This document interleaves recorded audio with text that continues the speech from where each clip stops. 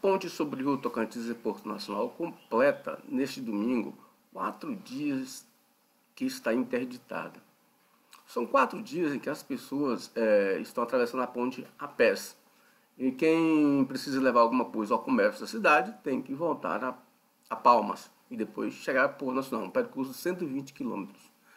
As empresas que transportam cargas têm que vir a Palmas para pegar a Belém, Brasília ou pegar a Ferrovia Norte-Sul. Prejuízo para a população, para o município que deixa de arrecadar e para as empresas que gastam mais, que vão repassar isso para o preço dos produtos, evidentemente.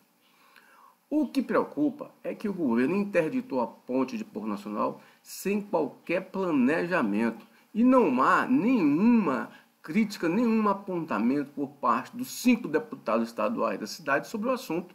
Os deputados estão calados, estavam calados e calados ficaram.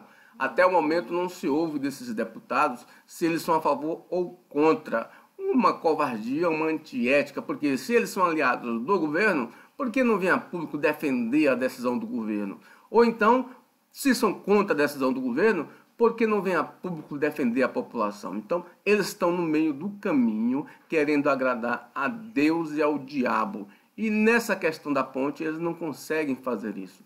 Porque tudo indica que o governo está perdido nessa questão da ponte. Não tem o que fazer nessa questão da ponte. Porque o empréstimo que ele acha que vai conseguir para fazer a ponte está muito difícil, porque o governo fechou o último quadrimestre gastando 56,67% de suas receitas com salários. O limite máximo é 49%, ou seja, não está enquadrado e não vai conseguir enquadrar-se na lei de responsabilidade fiscal. Há uma diferença aí de quase 2 bilhões que ele tem que cortar nas despesas para poder se enquadrar. A situação que o governo se encontra nesse momento na questão da LRF, só para você ter uma ideia, ela é pior que lá em 2017, quando o Marcelo Miranda foi lá de forma irresponsável e assinou a ordem de serviço para a construção da ponte sem ter o dinheiro, sem ter o empréstimo autorizado.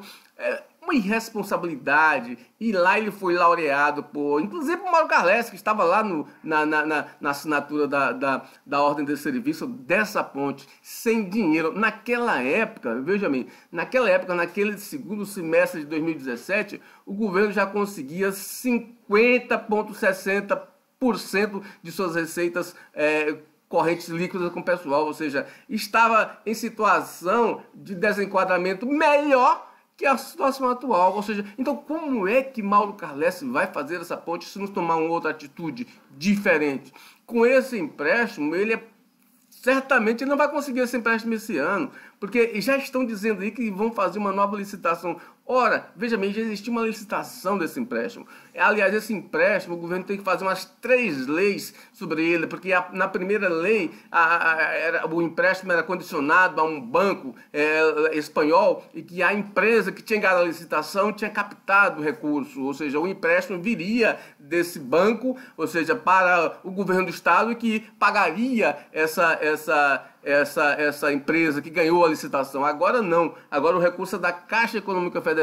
E aí, vejam bem, essas pessoas estão agora do governo falando em cancelar a licitação, ou fazer outra licitação. Ou então, por aí você se tira a preocupação, o planejamento do governo com a interdição dessa ponte. Não há sombra de tempo para o governo que planejar uma nova ponte e atender essa população. Significa que a população de Porto Nacional, quando começar a atravessar pela balsa a partir de março, ou seja, daqui um mês alguma coisa, não sabe quando vai parar de atravessar a balsa. Até porque não há ainda também nenhuma decisão acerca da questão dos reparos da ponte, que tem estudos aí que dizem que custará 14 ou 15 milhões, mas o governo, já técnicos do governo dizem que esse reparo pode ficar por volta de 50 milhões de reais, sem prazo para a população. Ou seja, o governo não tem o que falar para a população, mas mesmo assim, de forma política interditou a ponte, quando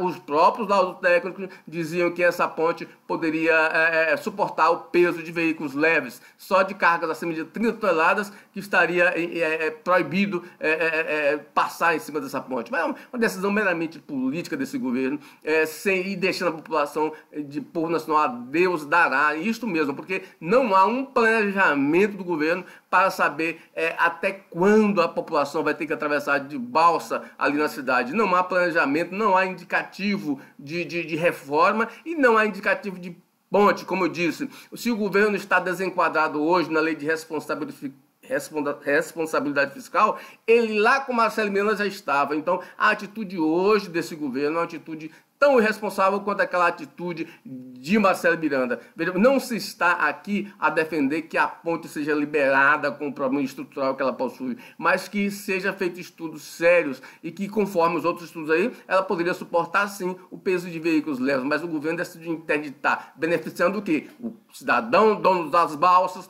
beneficiando o quê? A contratação sem licitação da ponte, beneficiando o quê? A contratação sem licitação dos estudos dos estudos e da reforma, da gambiarra nessa ponte para que ela funcione até que a nova seja construída. Tudo isso é sem licitação. Agora você imagina o que isso possibilita. Mas esse também não é só o problema. A população não sabe e pode ficar aí meses, quem sabe anos, sem poder atravessar a ponte daquele rio e tendo prejuízo na sua economia.